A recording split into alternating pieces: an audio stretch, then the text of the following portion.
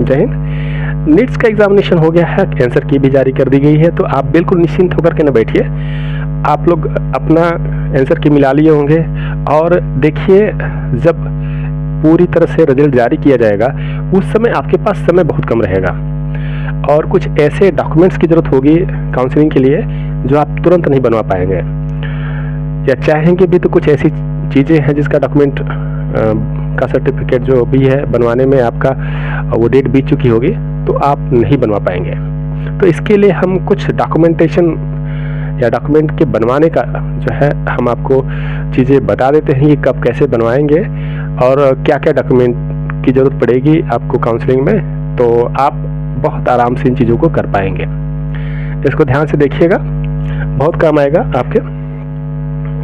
देखिए पहले तो कास्ट सर्टिफिकेट जो आप बनवाएंगे वो देखिए कास्ट सर्टिफिकेट दो तरह का होगा, एक सेंट्रल होगा, एक जो है आपका स्टेट का होगा। जो सेंट्रल होगा वो ऑल ओवर इंडिया के काम करेगा, है ना, ऑल इंडिया के लिए काम करेगा और ये स्टेट के लिए भी काम करेगा।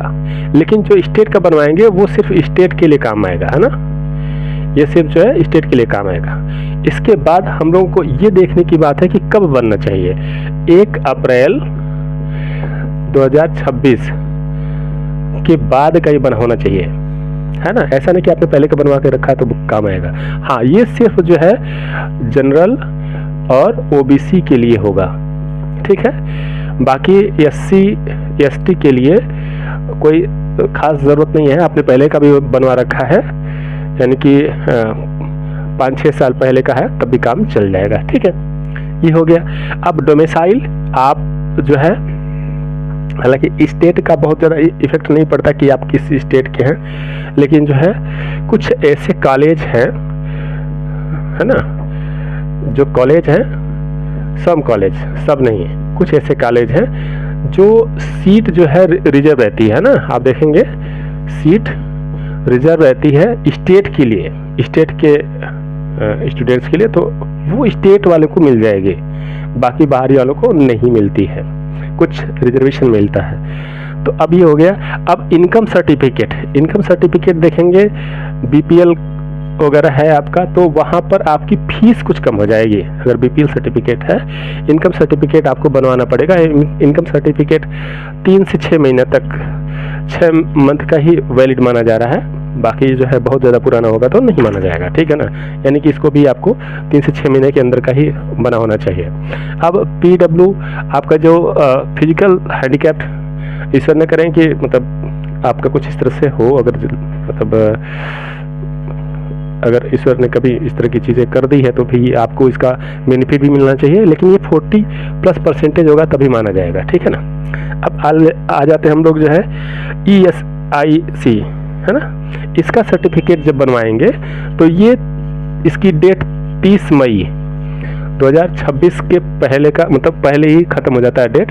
अभी आप लोग देख रहे हैं कि आज 8 मई हो गया, तो 30 तारीख से पहले इसको बनवा लीजिए, इसके बाद का नहीं चलेगा, ठीक है।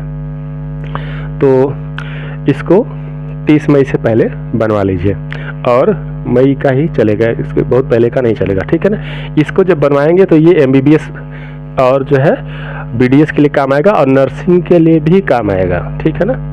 नर्सिंग के लिए भी काम आएगा, हर जगह मतलब हर उसमें नहीं काम आ पाएगा।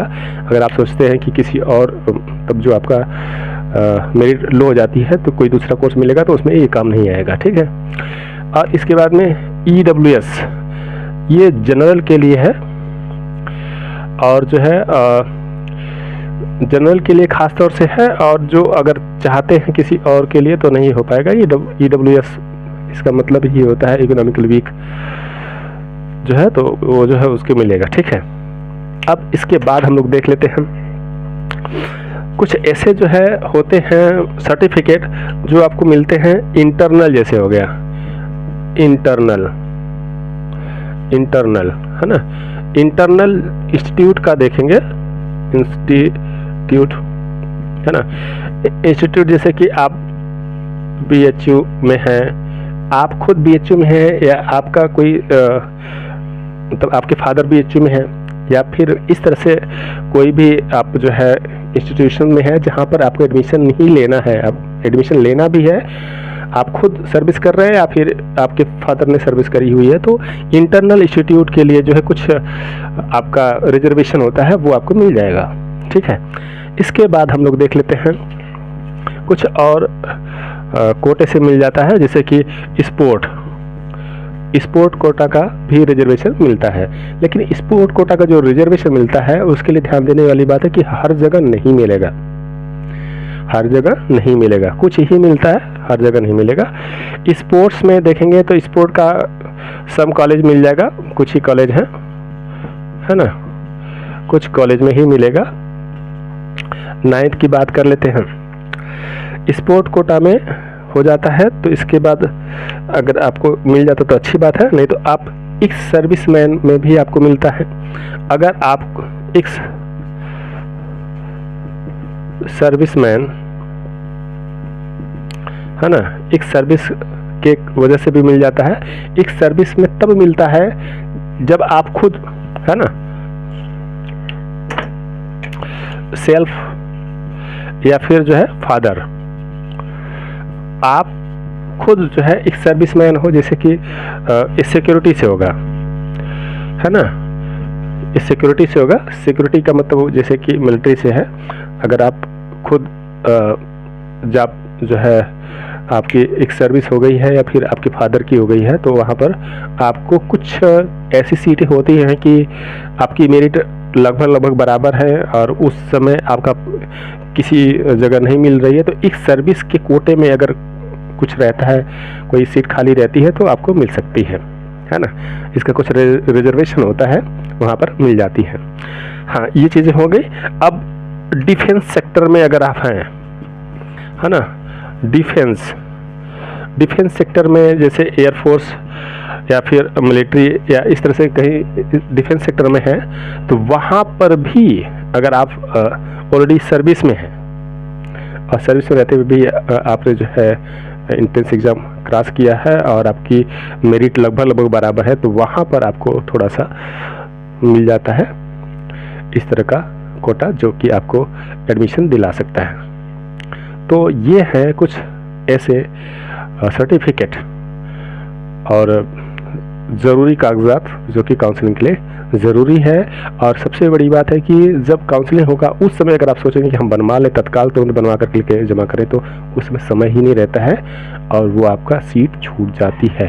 इसमें आपका बहुत बड़ा लॉस हो सकता है। तो इसलिए अगर आपके पास देख रहे हैं कि मेरिट आपकी करीब करीब जा रही है, तो आप इसको बनवा के रख लें।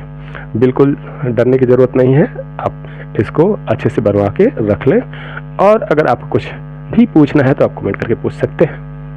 जय